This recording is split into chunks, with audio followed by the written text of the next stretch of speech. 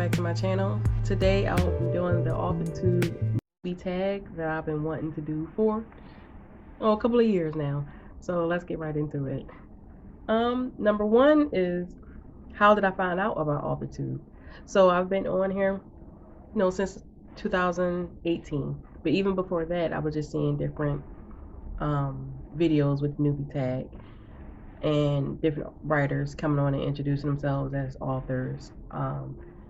And I really wanted to get on and try to do the same, but at the time my book wasn't ready.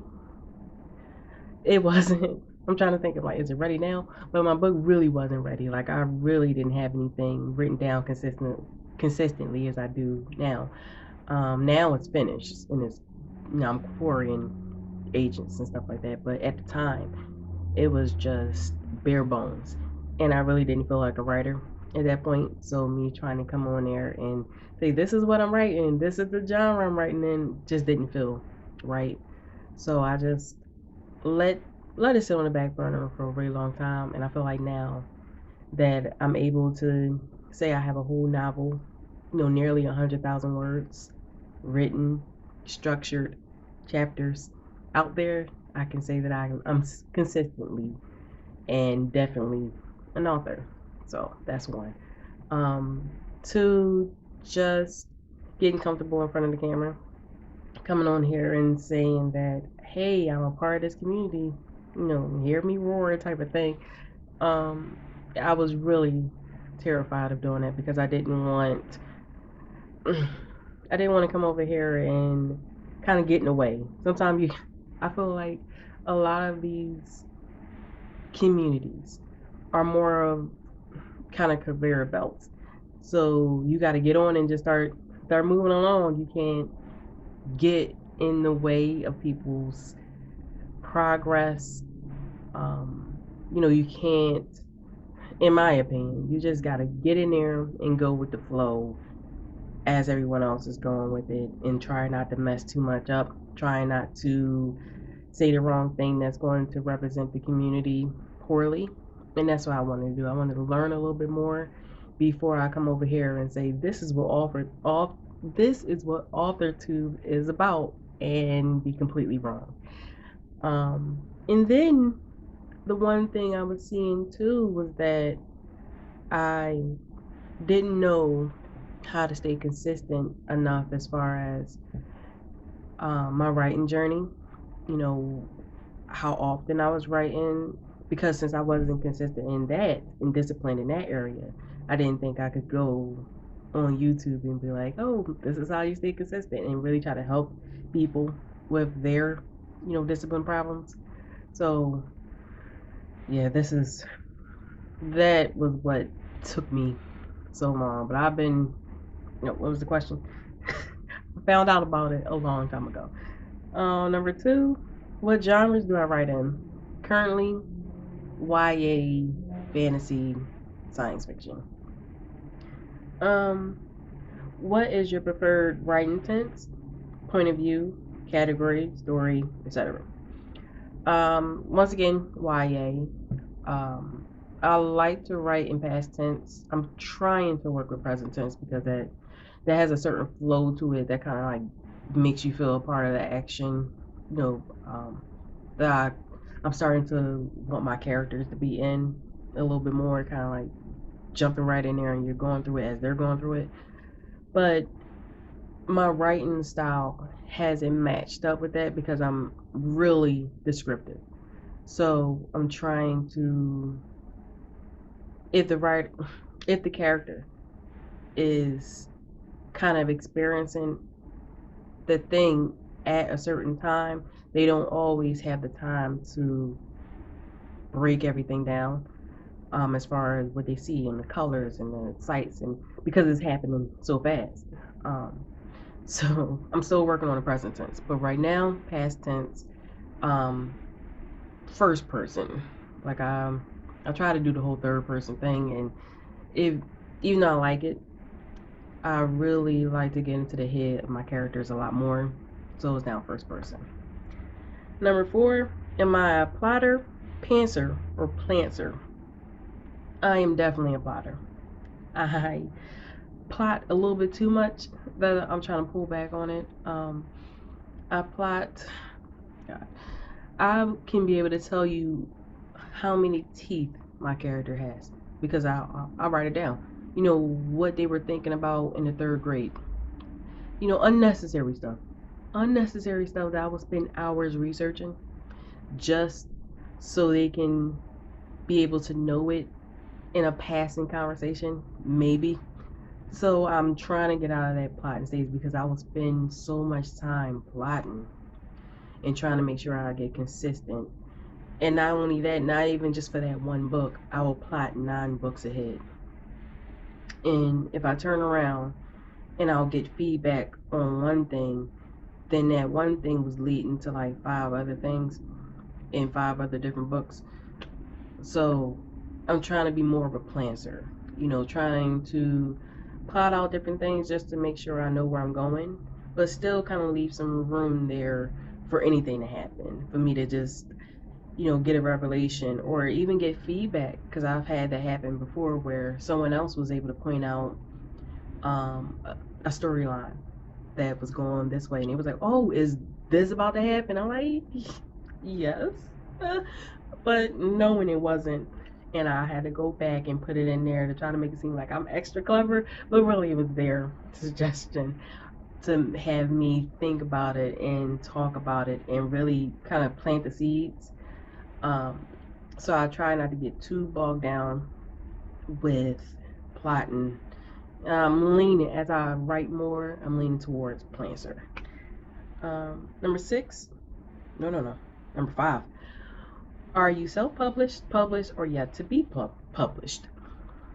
I I guess I'm considered a hybrid because I published, self-published 3 poem books, 3 poetry books, 3 of my poetry collections, and they're now on Amazon, Takara Price, Amazon, and Barnes and Nobles, and I I guess I'm a hybrid because even though I published in a different genre, I'm now yet to be published as far as YA, fantasy, science fiction stories.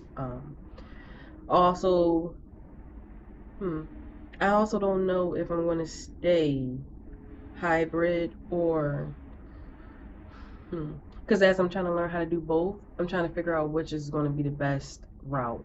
So say if I keep on consistently getting rejected by agents as far as the one book, and I decided to self-publish, then I'll be a total self-published author.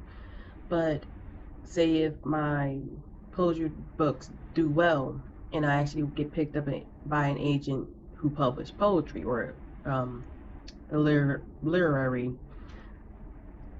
house, what are they? Are they houses? No, it's a publishing house. I guess a literary group. I gotta figure out what the name is if I want to get if I want to get published by them. If I get an agent that publish poems and I'm able to get my poetry books published plus, you know, my fantasy books published, then I'll be a full-time published author, traditionally published. So I gotta figure out, you know, what is going to be my best route to go. So right now I'm a hybrid. Number 6. What publishing company, literary agent, or printing company are you represented by? If you are not yet published, what is the dream publishing house? Publishing house. I think it is publishing house. Or literary agent do you have? I don't have one. Like I'm at this point where it's like nothing is a real dream for me. Because I can say like, oh, I want to be published by like Writer's House, and you know, have that kind of be almost a machine, kind of just pumping out, you know, stuff, having me feel like I'm just a number. But I also don't want to say I want to be a part of an agent by themselves and follow that agent wherever they may go, because there have been some agents that have been a little crazy, and they have been saying certain things on Twitter or Instagram that, you know, not have not been the most, uh, have not been the most, I guess, humane, the most dignified, type of responses that I would say that I want to follow them for the course of my career. So I don't have one. Not a publishing house, not a publishing agent, not anyone that I can say um, that is really going to uh, be that thing, that person that will be a dream to work with. Because I can I can say that I wanted this particular person maybe because of their numbers, maybe because of their standing in the publishing world. And it can be terrible. They could just say, I don't like anything about your book. I'm not going to champion you. And that's it. If you don't like it, you can leave. I have other people, other writers dying to work with me. And I can say that, I can completely overlook the one agent or the one publishing house that will just stick with me, even if I get rejection after rejection by editors. Even if my numbers are not looking good, they can just rally behind me and stay with me.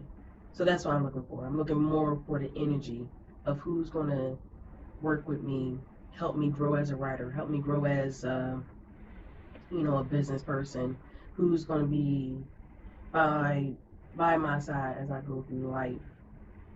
That's what I'm looking for. That's the dream for me. 7. What Authortube related videos can we expect to find on your channel? I think the whole channel is going to be just me talking about my writing journey, talking about me as a mom, as an entrepreneur, as a writer, as a student, all that consists of me. I'm going to try my hardest to get to you.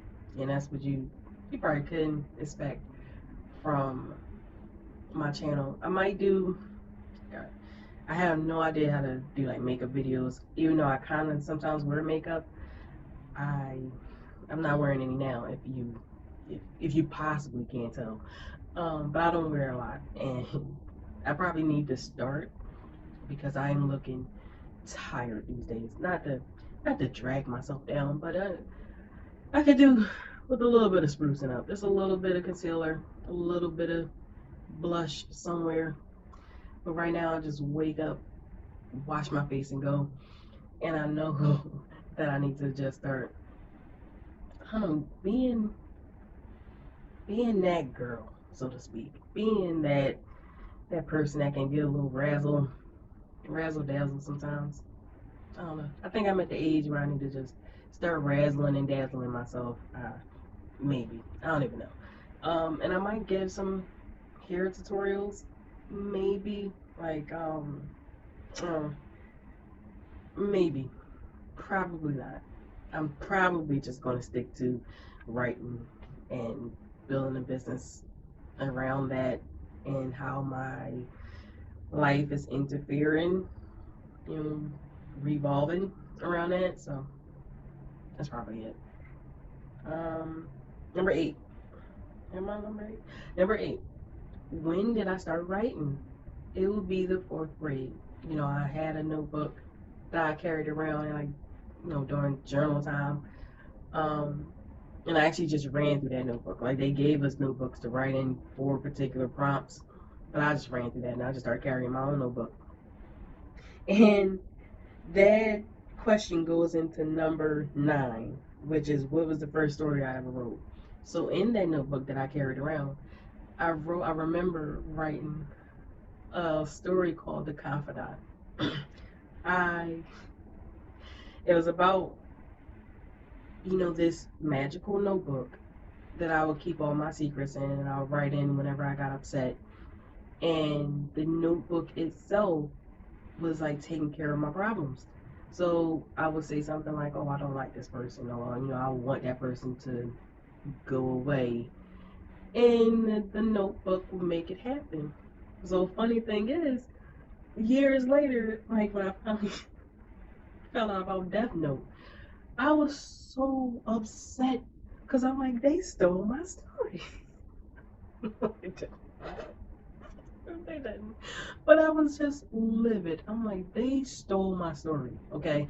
I wrote a story like that where you write into a notebook about people not being around anymore and then something happens to them. I'm like, all right. They didn't steal my story.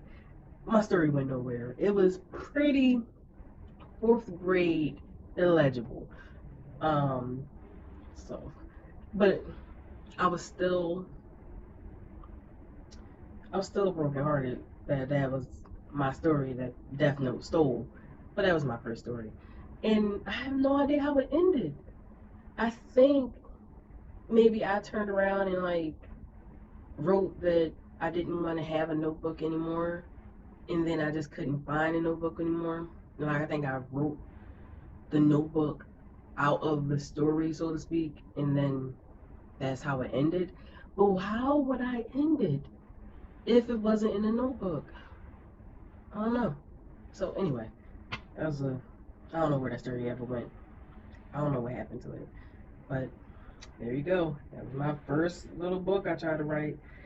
What author, number 10, what author inspired you to write the most? Um, Zora Neale Hurston. She was one of the first writers I ever read.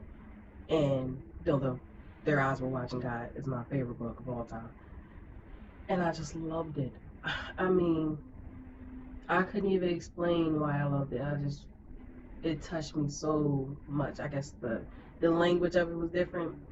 And that's how if you can strike me with language and have it be kind of different, I think it'll help me pay attention a little bit more and then help me get into the story because that's how I discovered Shakespeare. And that's going to be another topic. So with her, the way she wrote her different challenges that her character went through, I really liked it. I really, really liked it. And she made me want to write about that development stage from a young lady to a grown woman, and all those challenges, how life just gets in the way, and how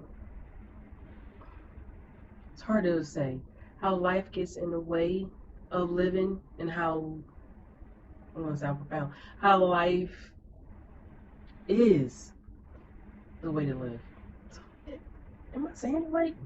Like the way the story was, it was like she took all those lessons and just became,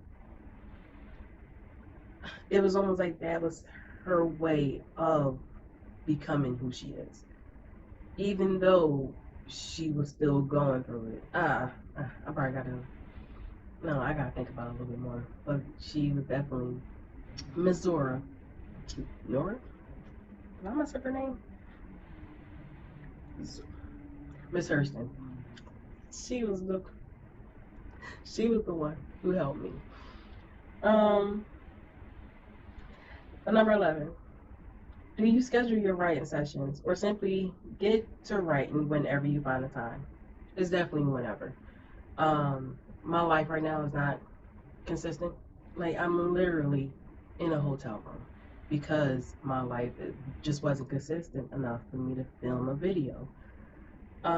So I'm trying my hardest to get more into setting a set writing time, to get up early enough to be disciplined enough to say this is my writing time no matter what. But that's not always the case. If something's going on, I can say, hey, this is going to be my writing time no matter what. Or this is going to be my word count no matter what. And then something will happen with my kids and they're sick. Can't do anything about that. Something will happen with, life or my car, me.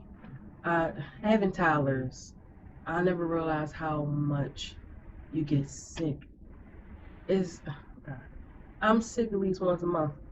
Just coughing, sneezing, they sneeze on me. I start to sneeze. They're fine the next day. Me, I'm sick for the next 3 days. I'm about to curse. I'm about to curse. I'm sick for the next 3 days. So I'm trying my hardest to just write whenever I can, write whenever the mood strikes me. But I'm plotting all the time. So that's a good thing. I kind of know what scene I want to write, how I want to write it, because I'm constantly just sticking to that outline. I outline like crazy. I'll have like 3 or 4 pages of just an outline alone. So when I'm working on a scene, I can sit down. If I do have the time, I know what scene I'm going to write. This is how I want to write it. This is what they're going to say, and go from there. Number 12. Do I type on a computer, typewriter, or write by hand? Or do I blend any of those? And where do I do the writing in general? I write anywhere. So there's no set place. I can write at my desk or on the couch, in the bed. It really doesn't matter. And I love to write by hand. There's something that just happens. The words flow a little bit better, maybe because that's how I started writing. That everything just kind of flows a little bit better, and I could just get those words out. Then I usually just transfer to, not a typewriter, to the computer, and just have the words just flow like that, and just really start to organize different things. The problem with that is that with the computer, if I can just sit down and write it, I'll have it. I'll save it, unless like the file gets corrupted, but that's kind of rare. With my handwritten stuff, I will either lose a notebook, misplace it. I will come in and I will open it and it'll be crayon scribble all over it, and I can't read it. It'll get wet, me playing around with the babies, they'll get to it and rip a page, and then whatever I wrote down is completely gone. So I'm trying my hardest to write it down, and if I have to, screenshot it, take a picture of it, put it in Scrivener, which I'm starting to use a lot more, and have it just there for me to look at later. So that's what I've been trying to do. So it's a combination of a bunch of things, just writing software, writing by hand, and typing on the computer in a Word document. So yeah. And 13, what am I most looking forward to now that I'm a part of Authortube? I guess one, documenting my journey on writing. I want to be able to create something that I can look back on and say, this is how it was before I became a millionaire as a writer. This is the sad struggle days when I was just writing with a pencil. And I'm laughing because just far out fantasy. But I just want something that I can be, I can look back on and say, this is how I started, and this is how I developed this story. This is the video that sparked that idea. Also, I just want to get into it, build a community, talk to other writers, see their struggles, see their triumphs, and just share the journey, because everyone on Authortube is on a journey, trying to figure out different things and trying to see what works, see what doesn't, different trends and different genres and different journeys. So I think that's what I'm looking forward to the most. Just sharing a journey with everyone else that's on the same journey as me. So that is all I have for today. Thank you for joining me, and stay tuned for the next tag video. Have a great day, everyone.